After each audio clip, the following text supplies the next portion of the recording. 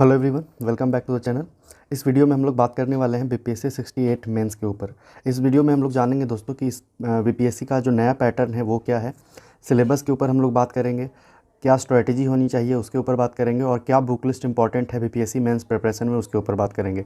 इस वीडियो में आपको मेंस से रिलेटेड सारे ही कन्फ्यूज़न दूर होने वाले हैं, किस तरीके से आप तैयारी करेंगे और किस तरीके से कम समय में ज़्यादा अच्छे मटेरियल्स का यूटिलाइज़ करके आप मेंस के लिए रेडी हो सकते हैं और अच्छी तैयारी से आप अपने मेंस को भी क्रैक कर सकते हैं। तो इस वीडियो में हम लोग क्या करेंगे कि पहले पैटर्न को देखेंगे और डायरेक्ट जो प्रीवियस ईयर क्वेश्चन है 67 में जो क्वेश्चन पूछा गया है हम लोग क्वेश्चन पेपर को भी अभी देखने वाले हैं, और उसके बाद हम लोग बुक लिस्ट पे आएंगे और ये कंप्लीट वीडियो है मेंस के लिए। तो आई होप आप इस वीडियो में बने रहेंगे बिना स्किप किए हुए। सबसे पहले पैटर्न के ऊपर हम लोग बात करेंगे, तो चलिए पैटर्न देख लेते हैं। बीपीएससी में अब क्या है कि ऑप्शनल को रिमूव कर दिया गया है, मतलब पूरे तरीके से नहीं, यानी कि अब इसको क्वालिफाइंग नेचर का रखा गया है और इसमें एक नया सब्जेक्ट जो जोड़ा गया है वो है एसे का। तो यहाँ पे अब जो हमारे पास जो पेपर होंगे मेंस में देने के लिए वो हो जाएंगे कुल 5 पेपर। जो पहला एग्ज़ाम होगा वो होगा सामान्य हिंदी का, जो 100 मार्क्स का होगा। दूसरा जो पेपर होगा वो निबंध का होगा, जिसमें कि 300 नंबर का होगा, यानी कि 300 मार्क्स का होगा। तीसरा जो पेपर है वो है GS1 जो कि 300 मार्क्स का होगा, और चौथा जो पेपर होगा वो GS2 का होगा जो कि 300 मार्क्स का होगा। और चौथा पेपर जो है वो ऑप्शनल है, जो कि अब MCQ बेस्ड होगा, यानी कि अब जो सवाल होंगे वो MCQ बेस्ड होंगे और ये क्वालिफाइंग नेचर का हो गया है, यानी कि अब इसमें आपको 40 नंबर लाना है और हर एक कैटेगरी वाइज थोड़ा सा नंबर घटाया गया है, तो आप नोटिफिकेशन में जा कर के उसको देख सकते हैं। तो चलिए सबसे पहले बात कर लेते हैं कि सामान्य हिंदी के लिए हम लोग क्या करें। सामान्य हिंदी का क्वेश्चन भी हम लोग अभी देखने वाले हैं। तो सामान्य हिंदी में ज़्यादा कुछ नहीं करना है दोस्तों, ये भी क्वालिफाइंग नेचर का है, ये भी आपको क्वालिफाई सिर्फ करना है और इसमें भी बहुत ज़्यादा टेंशन लेने की बात नहीं है। इसमें भी अगर आप 30 या 40 नंबर लेकर के आते हैं तो आपका जो कॉपीज़ होगा वो आप एलिजिबल हो जाएंगे चेक होने के लिए। तो इसमें बहुत बड़ी टेंशन की बात नहीं है, इसमें सिंपल पैसेज और कुछ ग्रामर्स आते हैं, तो बहुत बड़ी इशू नहीं है सामान्य हिंदी, उसके लिए आप नॉर्मली तैयारी कर सकते हैं। फिर उसके बाद अगर हम बात करें निबंध की, तो निबंध जो है उसका किस तरीके से स्ट्रक्चर है ये बिल्कुल नया होगा सभी के लिए, और उसका किस तरीके से पेपर आएगा वो सिर्फ हम लोग अनुमान ही लगा सकते हैं। लेकिन अगर 300 मार्क्स का पेपर है बीपीएससी में, तो आशा किया जा रहा है कि यहाँ पे आपसे 3 निबंध पूछे जाएंगे 100 मार्क्स के। तो आप रेडी रह सकते हैं कि 100 नंबर के 3 निबंध आपसे पूछे जाएंगे, और 2 निबंध का जो संबंध होगा वो आपके सिलेबस के अंदर से ही पूछा जाएगा, और जो एक 100 मार्क्स का एक निबंध होगा वो जो है थोड़ा सा सिलेबस से आउट ऑफ रहेगा, यानी कि सिलेबस के बाहर के किसी विषय वस्तु को लेकर के आपको निबंध दिया जाएगा। तो निबंध के लिए भी किस तरीके से हम लोग तैयारी करेंगे आगे वीडियो में देखेंगे। फिर अगर बात करें GS1 की, तो GS1 में भी देख रहे हैं हम लोग कि 300 मार्क्स का क्वेश्चन पेपर आता है। इसमें 3 सब्जेक्ट से क्वेश्चन पूछे जाते हैं, हिस्ट्री और कल्चर के भी क्वेश्चन होते हैं, जैसे पटना कलम, पाल कला वगैरह। फिर उसके बाद इसमें करेंट अफेयर के क्वेश्चन होते हैं, और फिर उसके बाद मैथ्स वाला पोर्शन होता है, DI डाटा इंटरप्रिटेशन के ऊपर क्वेश्चन पूछे जाते हैं। तो ये कुल 3 सब्जेक्ट से ही GS1 में क्वेश्चन पूछे जाते हैं। फिर अगर हम बात करें दूसरे पेपर की, यानी कि GS पेपर 2 की, तो ये भी 300 मार्क्स का होता है, और इसमें भी कुछ सब्जेक्ट से क्वेश्चन पूछे जाते हैं, जैसे कि सबसे पहला है ज्योग्राफी से क्वेश्चन पूछे जाते हैं, पॉलिटी से क्वेश्चन पूछे जाते हैं, इकोनॉमी के क्वेश्चन होते हैं, और साइंस एंड टेक के क्वेश्चन होते हैं। तो ये जो होता है वो GS2 में इतने सारे सब्जेक्ट से क्वेश्चन पूछे जाते हैं। फिर अगर हम बात करें ऑप्शनल की, तो ऑप्शनल आपका कोई भी हो सकता है, जो भी आप पहले से ऑप्शनल लेके चल रहे हैं आप उसके ऊपर भी रिलाई कर सकते हैं, क्योंकि इसमें 100 मल्टीपल चॉइस क्वेश्चंस होंगे, जिसका अगर आपने डीपली किसी भी ऑप्शनल का तैयारी किया है तो बिल्कुल आराम से हो जा सकता है। तो ये सभी के लिए अलग होगा, तो इसकी स्ट्रेटजी आप अपने हिसाब से देख लें। फिर उसके बाद बात करें हम लोग कि किन किन सब्जेक्ट से जो मेंस का जो नंबर है वो कितने नंबर का होगा। तो जो देखिए यहाँ पर 2 पेपर तो क्वालिफाइंग नेचर के हो गए, एक ये क्वालिफाइंग नेचर का हो गया सामान्य हिंदी, और दूसरा हो गया हमारा ऑप्शनल।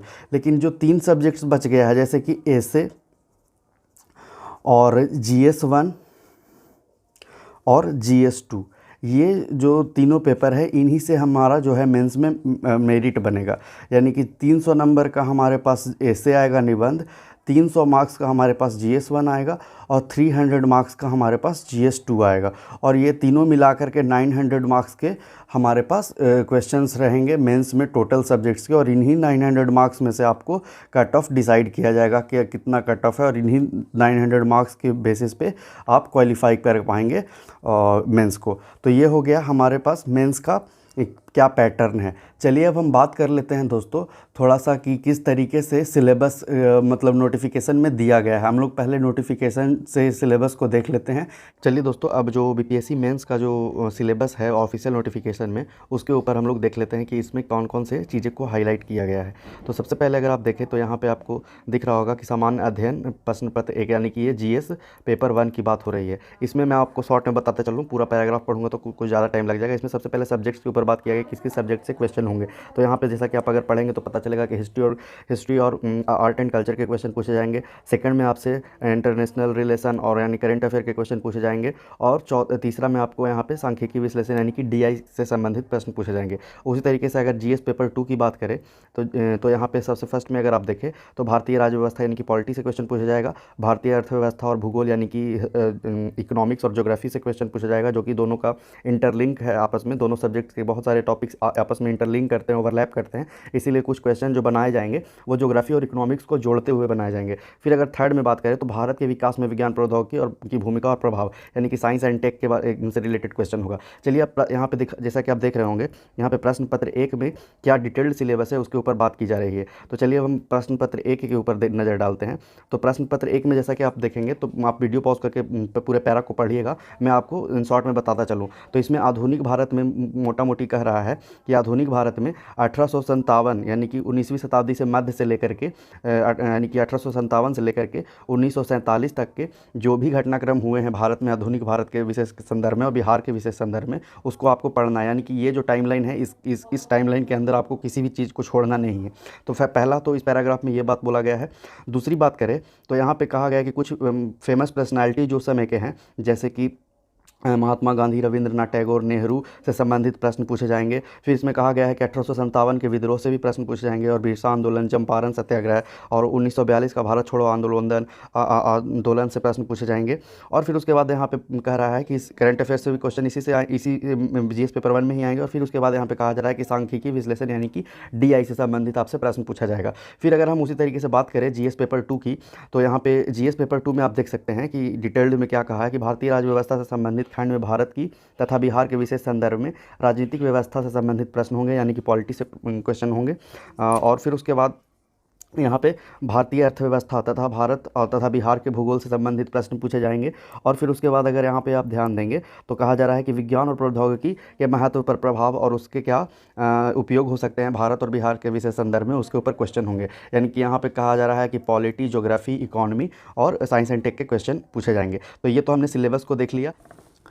चलिए दोस्तों, अब हमने जो BPSC का जो सिलेबस है वो ऑफिशियल नोटिफिकेशन से देख लिया, लेकिन अब बारी बारी से हम क्वेश्चन पेपर को भी देख लेते हैं कि 67th में किस तरीके के क्वेश्चन पूछे गए थे। सबसे पहले सामान्य हिंदी का ये पेपर है 67th का। इसमें सबसे पहले आप देख सकते हैं कि 3 घंटे का समय और 100 मार्क्स का ये क्वेश्चन होता है। सबसे पहला क्वेश्चन पर अगर आप नज़र डालें तो यहाँ पर आप देख सकते हैं कि आपको सबसे पहले निबंध लिखने के लिए मिलता है। फिर उसके बाद आपको यहाँ पर कुछ पैसेज जैसा एक लिखने के लिए मिलता है कि यानी कि आपको ये पैरा पढ़ना, उससे संबंधित यहाँ पे प्रश्न पूछे गए हैं वो उसके जवाब देने हैं, तो यानी कि पैसेज पूछा जाएगा।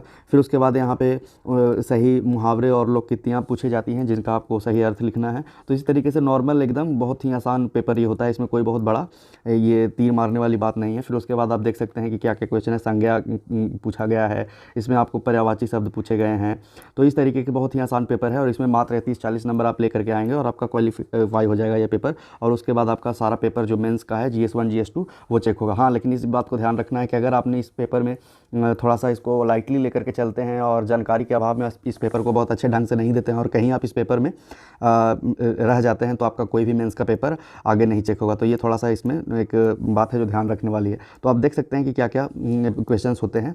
मैं आपको स्क्रॉल डाउन कर देता हूँ, तो यही कुछ आसान से क्वेश्चन पेपर हैं ये, तो आप इन्हें देख सकते हैं। फिर चलिए अगर हम बात करें दोस्तों कि GS पेपर 1 का जो किस तरीके से क्वेश्चन है, उसमें कितने क्वेश्चन करने हैं, क्या मार्क्स होता है, उसके ऊपर हम लोग बात कर लेते हैं। GS सामान्य हिंदी का जो पेपर है वो देख लिया किस तरीके से क्वेश्चन उसमें पूछे जाते हैं। अब देख लेते हैं कि जीएस पेपर 1 का ये क्वेश्चन है और इसमें किस तरीके से क्वेश्चन पूछे जाते हैं और कितने मार्क्स के क्वेश्चन होते हैं और कितने क्वेश्चन करने हैं। सबसे पहले उस बात को हम लोग यहाँ पे समझ लेते हैं। तो देखिए, सबसे पहले बात करें तो जो जीएस पेपर 1 जो होता है ये 3 भागों में बटा हुआ होता है। सेक्शन ए, सेक्शन बी और सेक्शन सी में ये पेपर बटा हुआ होगा। तो सेक्शन ए में अगर आप देखेंगे तो कुल पेपर में 5 प्रश्न या 6 प्रश्न आपसे पूछे जाएंगे और इन 5 प्रश्न में से आपको 3 प्रश्न करने होते हैं।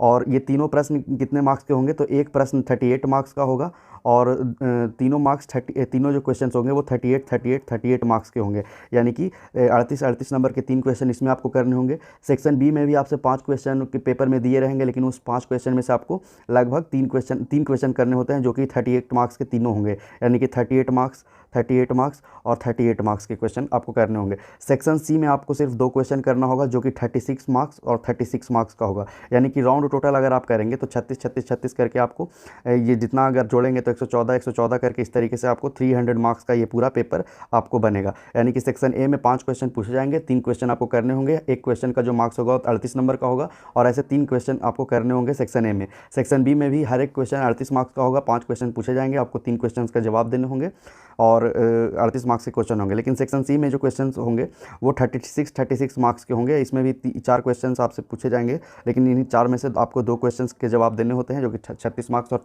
36 मार्क्स के होंगे। अगर ये सभी को हम लोग ऐड करें तो 300 मार्क्स का ये पेपर बनता है। तो चलिए अब ये पेपर किस तरीके का होता है उसे हम लोग देखते हैं। जैसा कि आप देख सकते हैं सेक्शन 1 स्टार्ट हो गया है जीएस पेपर 1 का, और इसमें अगर आप देखें तो किस तरीके से क्वेश्चन पूछा जाएगा। अगर हिंदी में बात करें तो भारतीय राष्ट्रीय कांग्रेस की स्थापना के लिए उत्तरदायी कारकों का उल्लेख कीजिए, प्रारंभिक राष्ट्रवादी के प्रति ब्रिटिश नीतियों की चर्चा करें। यानी कि इसमें इंडियन नेशनल कांग्रेस किस तरीके से बनी, क्या उसकी भूमिका है और उसके बाद राष्ट्रवादियों और ब्रिटिश में क्या कुछ हुआ उसके बारे में पूछा जा रहा है। फिर यहाँ पे देखिए 1857 से लेकर के 1947 के मध्य में क्या भी कुछ घटनाक्रम हुआ उसके बारे में पूछा जा रहा है। फिर उस तरीके से थर्ड में आप देख सकते हैं एक प्रतिष्ठित राष्ट्रीय नायक के रूप में गांधी जी के बारे में पूछा जा रहा है। Right an essay on quit India movement, यानी कि भारत छोड़ो आंदोलन पे आपको निबंध लिखने के लिए कहा जा रहा है। तो सेक्शन 1 में आप जैसा देख सकते हैं कुल 5-6 क्वेश्चन है, इसमें से आपको 3 क्वेश्चन करने होंगे। जैसे कि आप मार्क्स भी देख पा रहे होंगे 38 मार्क्स का हर एक क्वेश्चन है। तो नंबर 5 में आप देखिए कि मौर्यकालीन कला की प्रमुख विशेषताओं का वर्णन कीजिए। यहाँ पे आपको जो भी सिलेबस में दिया गया वही डायरेक्ट क्वेश्चन पूछा जा रहा है। यहाँ पे कोई हार्ड एंड फास्ट रूल नहीं है कि कोई अलग आउट ऑफ सिलेबस से क्वेश्चन दिया जा रहा है। फिर उसके बाद अगर आप देखें तो क्वेश्चन नंबर 6 में आपको संथाल विद्रोह, चंपारण सत्याग्रह और इन पर कुछ टिप्पणियाँ करनी है। फिर चलाइए अगर हम लोग सेक्शन 2 में देखते हैं तो यहाँ पे क्वाड के बारे में पूछा जा रहा है कि क्वाड क्या है। तो ये इंटरनेशनल रिलेशन का एक तरह से क्वेश्चन हो गया ये। फिर देखिए करंट अफेयर का ये क्वेश्चन है कि अग्निपथ विकास और अथवा विनाश की ओर पथ है, ये टिप्पणी कीजिए। यानी कि अग्निपथ योजना के बारे में पूछा जा रहा है। फिर उसके बाद क्वेश्चन नंबर 9 में देखें तो भारतीय संदर्भ में एक निर्वाचन की अवधारणा वर्णन कीजिए और विपक्ष के अपने तर्क दीजिए। यानी कि यहाँ पे इलेक्शन के क्वेश्चन भी दिया जा रहा है थोड़ा सा लिंक करते हुए इंडियन हिस्ट्री से। फिर उसके बाद देखिए यहाँ पे भी इंटरनेशनल रिलेशन का आपको भारत और यूक्रेन का क्वेश्चन मिल रहा है। फिर उसी तरीके से आप देख सकते हैं कि क्या क्या क्वेश्चन पूछे जाते हैं। फिर यहाँ पे देखिए कि सेक्शन 3 में आपको डीआई का 4 क्वेश्चन दिया गया है और उनमें से आपको जो भी इजी लग रहा है वो 2 क्वेश्चन आपको करने होंगे। अगर आप यहाँ पे मार्क्स देखेंगे तो ये 36 मार्क्स का एक क्वेश्चन होता है। आप देख सकते हैं इसमें कुछ क्वेश्चन को ब्रेक कर दिया गया है, 6 मार्क्स 10 मार्क्स 6 मार्क्स 10 मार्क्स और करके 36 नंबर का क्वेश्चन पूरा बनाया गया। तो इस तरीके से आप वीडियो पॉज करके देख सकते हैं कि यहाँ पे आपको जो है कि किस तरीके से क्वेश्चन पूछे जाते हैं जीएस पेपर 1 में, वो दिखाया गया है। आपको पाई चार्ट यानी कि डाटा इंटरप्रिटेशन के क्वेश्चन दिए रहते हैं। तो ये हो गया कुल जीएस पेपर 1 का किस तरीके से क्वेश्चन होता है वो आपने देखा। चलिए अब हम लोग जीएस पेपर 2 के क्वेश्चन को थोड़ा सा एनालाइज कर लेते हैं और देख लेते हैं किस तरीके के क्वेश्चन वहाँ पर पूछे जाते हैं। तो ये आप देख रहे हैं कि जीएस पेपर 1 का ये क्वेश्चन है। Thank you. चलिए अब हम लोग देखते हैं जीएस पेपर 2 का क्वेश्चन। देखिए दोस्तों ये जीएस पेपर 2 का क्वेश्चन है, जल्दी से हम इसे देख लेते हैं। तो यहाँ पे आप इंस्ट्रक्शन पढ़ सकते हैं कि देखिए 8 क्वेश्चंस आपको पूछे जाएंगे, आंसर 8 क्वेश्चन। देखिए यहाँ पे आपको जैसा कि उसमें इंस्ट्रक्शंस नहीं था, इंस्ट्रक्शन वाला पेज मिसिंग था। यहाँ पे देखिए आपको 8 क्वेश्चंस के आंसर देने हैं, सेलेक्टिंग 3 ईच सेक्शन 1 और 2 से और 2 फ्रॉम सेक्शन 3 से। यानी कि सेक्शन 1 और 2 से आपको 3 क्वेश्चन के प्रश्न देने हैं और सेक्शन 2 से और सेक्शन 3 से आपको 2 प्रश्नों के उत्तर देने हैं। फिर उसके बाद अगर हम देखें तो यहाँ पे भी आप देख सकते हैं इसमें भी 3 सेक्शन में पेपर बटा हुआ है।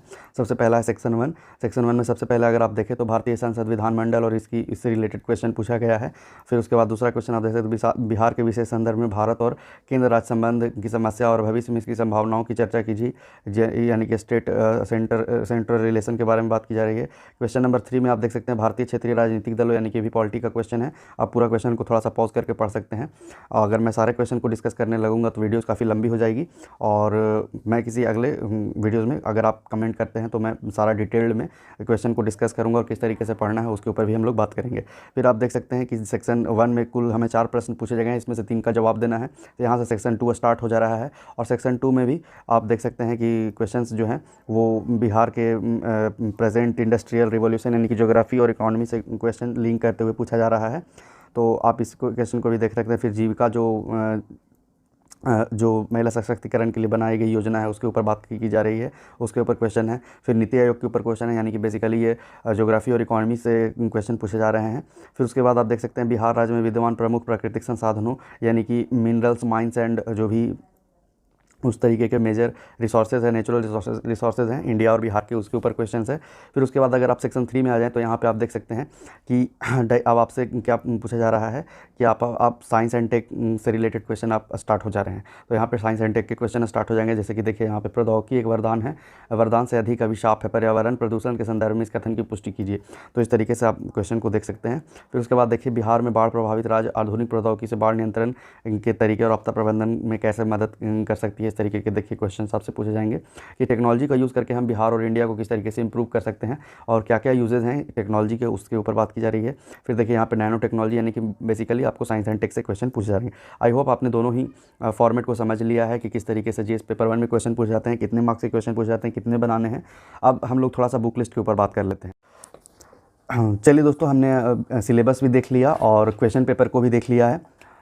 अब हम लोग देखते हैं कि जल्दी से कि क्या बुक लिस्ट होनी चाहिए और स्ट्रैटेजी हम लोग किस तरीके से आगे बनाएंगे। सबसे पहले अगर आप देखें तो यहाँ पे मैंने बुक लिस्ट लिखा है, और बुक लिस्ट में जो भी इंपॉर्टेंट जो सब्जेक्ट्स हैं जिससे कि हमें पढ़ना चाहिए, जिसके लिए रिसोर्सेज बहुत ज़्यादा इंपॉर्टेंट है, उनके लिख लिया। जैसे कि निबंध है, GS 1 है और GS 2 है। तो सबसे पहले अगर हम निबंध की बात करें तो निबंध मेनली अगर इसका कुछ अगर सबसे अच्छा जो अगर सॉल्यूशन है तो ये है कि जितना निबंध आप लिख सकते हैं, जितने निबंध पढ़ सकते हैं, प्रैक्टिस कर सकते हैं, इसी में आपको प्रैक्टिस के अलावा और कोई चीज़ इंप्रूवमेंट नहीं दिला पाएगा। निबंध के लिए अगर आप कुछ रिसोर्सेज की बात करें तो यहाँ पे दृष्टि IAS की एक बुक आई है, या दृष्टि IAS ने एक अपना निबंध का बुक है, वो बुक काफ़ी बहुत ज़्यादा अच्छी है निबंध के दृष्टि से। अगर आप उस बुक को पढ़ते हैं तो उसमें आपको निबंध किस तरीके से लिखा जाता है, निबंध के क्या क्या आयाम हैं, निबंध को किस तरीके से मतलब कि अच्छे तरीके से हर एक डायमेंशन में किस तरीके से लिखा जा सकता है, यानी कि उस बुक को पढ़ने से आप निबंध के बारे में एक अच्छी जानकारी प्राप्त कर सकते हैं और उस बुक के सहारे आप अपने निबंध को इम्प्रूव कर सकते हैं। चलिए फिर उसके बाद अगर हम बात करें जल्दी से कि GS पेपर 1 में किन किन बुक्स का इस्तेमाल करेंगे, क्या क्या रिसोर्सेज हैं, तो सबसे पहले देखिए आर्ट एंड कल्चर के लिए तो पहले पाल कला, पटना कलम, ये जो कुछ जो टॉपिक हैं जो रिपीटेड हैं, इसके लिए आप पहले नोट्स बना लीजिए, चाहे आप ऑनलाइन बना लीजिए या ऑफलाइन बना लीजिए, क्योंकि ये 2-3 टॉपिक ऐसे हैं जो कि हर बार पूछे जाते हैं। हो सकता है कि आपको इन बुक्स में ना मिले, लेकिन आपको ऑनलाइन या किसी इंस्टीट्यूट के जो प्रीवियस ईयर क्वेश्चन के भी आप पता लगा सकते हैं। तो वो हो गया। फिर अगर बुक लिस्ट की अगर हम बात करें तो सबसे पहले आता है 11th और 12th की जो ओल्ड NCERT है, उसको हम लोगों को पढ़ना होगा। सबसे पहला वो है, और उसके बाद हिस्ट्री और आर्ट एंड कल्चर की ये बात हो रही है। तो सबसे पहले आपको 11th एंड 12th की ओल्ड NCERT हिस्ट्री की, और उसके बाद स्पेक्ट्रम, ये जो बुक है आपको पढ़ना होगा। जैसे कि अगर आप ओल्ड NCERT नहीं देखें तो ये इस तरीके की जो बुक होती है एंशिएंट, मिडाइवल और मॉडर्न की बुक होती है, प्लस में आपको स्पेक्ट्रम के कुछ सेलेक्टेड चैप्टर्स आपको पढ़ने होंगे। तो ये हो गया सबसे पहला रिसोर्स GS पेपर 1 के लिए। फिर उसके बाद अगर हम अगले रिसोर्स की बात करें तो यहाँ पे क्वेश्चन आता है इंटरनेशनल रिलेशन से और करंट अफेयर से। तो विजन IAS की जो करंट अफेयर मंथली आती है या PT 365 होती है, एक PT 365, उससे आप इंटरनेशनल रिलेशन और साइंस एंड टेक का जो होता है उसको आप लोग ज़रूर पढ़ें। फिर चौथी में अगर बात करें तो DI के लिए, यानी कि डाटा इंटरप्रिटेशन के जो क्वेश्चन होता है DI के लिए, आप RS अग्रवाल का जो बुक है उसमें अगर DI का जो चैप्टर है उसको आप कर लेते हैं तो उससे ज़्यादा करने की कुछ ज़रूरत नहीं है, और इसमें सिर्फ प्रैक्टिस करने की ज़रूरत है। फिर उसके बाद सबसे पहले अगर हम लोग देखें तो GS पेपर 1 का हमने बुक लिस्ट देख लिया। अब जल्दी से देख लेते हैं GS पेपर 2 का बुक लिस्ट। तो GS पेपर 2 में जैसा कि हम लोग जानते हैं कि ज्योग्राफी, पॉलिटी, इकोनॉमी और साइंस एंड टेक के क्वेश्चन आता है। तो पॉलिटी के लिए हमें सबसे जो अच्छी बुक है वो है M लक्ष्मीकांत, इससे ज़्यादा कुछ करने की ज़रूरत नहीं है। फिर उसके बाद अगर दूसरे में बात करें तो यहाँ पे 11th की न्यू NCERT जो होती है उसे आपको पढ़ना है ज्योग्राफी के लिए। अगर आप बुक देखना चाहते हैं कि किस तरीके की होती है तो ये देखिए, इस बुक के अलावा आपको कुछ नहीं करना होगा ज्योग्राफी में, ये बहुत अच्छी बुक है। NCERT में अगर बात करें तो UPSC लेवल के भी स्टूडेंट्स मेंस के लिए और पीटी के लिए इन्हीं दोनों बुक पर रिलाई करते हैं। इससे ज़्यादा ज्योग्राफी में आप अपने कंसेप्ट को अच्छे बिल्डअप नहीं कर पाएंगे। यानी कि ये दो पतली सी बुक हैं, अगर आप ये दोनों बुक्स को कर लेते हैं तो ज्योग्राफी में यकीन मानिए आपको कोई प्रॉब्लम नहीं होने वाली है। तो फिर उसके बाद बात करते हैं कि अगले रिसोर्स यानी कि इकोनॉमिक्स में क्या करेंगे, क्योंकि जीएस पेपर 2 में इकोनॉमिक्स का भी क्वेश्चन है। तो 11th की जो एनसीईआरटी है इकोनॉमिक्स की, आप उसे पढ़ सकते हैं। ये बुक भी काफ़ी ज़्यादा अच्छी है और ये बुक इस बुक जो है इस बुक से आप मेंस के लिए भी अच्छा तरीके से प्रिपेयर अपने आप को कर पाएंगे। तो ये 11th की एनसीईआरटी है। इसके साथ आप ऑनलाइन वीडियोज़ मृणाल सर के या जो भी कुछ टीचर्स हैं, जैसे कि कुछ चैप्टर्स हैं, उसको आप पढ़ सकते हैं।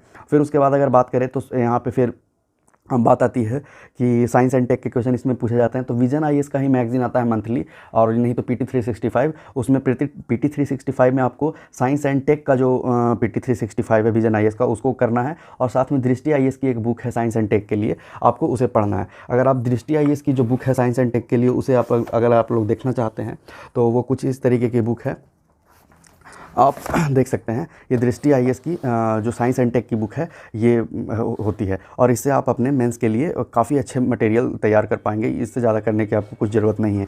और अगर आप निबंध का जो अगर आप देखना चाहते हैं कि निबंध की कैसी होती है, तो मैं निबंध का भी आपको दिखा देता हूँ। यहाँ पे देखिए, ये निबंध की बुक है दृष्टि आईएएस की तरफ से। अगर इस बुक से आप अपने निबंध को अच्छे तरीके से पढ़ पाएंगे, तो ये निबंध की बुक है। आप इतना कर लेंगे तो आप मेंस लगभग आपका ठीक ठाक से हो जाएगा। और अगर एक आखिरी बात, अगर सिर्फ स्ट्रैटेजी की बात करें तो स्ट्रैटेजी मेंस में अगर कुछ है तो अगर एक ही चीज़ है कि आप जितना ज़्यादा प्रैक्टिस कर सकते हैं, जितना ज़्यादा क्वेश्चन लिख सकते हैं। क्योंकि बहुत लोगों का इशू होता है कि उनके पास मटेरियल तो बहुत है, उनके पास नॉलेज तो बहुत है, लेकिन वो एग्ज़ाम में एक्सप्रेस नहीं कर पाते हैं। तो इसमें सिर्फ और सिर्फ एक ही स्ट्रैटेजी है जिस पे आपको स्टिक हो जाना है, वो है कि मोर क्वेश्चन राइटिंग।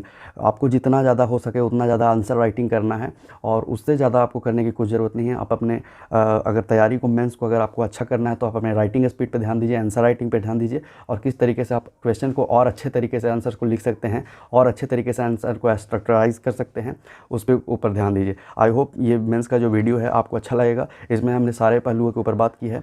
और अगर आपको और कुछ क्वेरीज रह गया हो, अगर आप कुछ पूछना चाहते हैं तो हमारे वीडियोज़ के नीचे आप कमेंट कर सकते हैं, और किस तरीके के वीडियोज़ आपको चाहिए उस पर भी आप कमेंट कर सकते हैं। Thank you.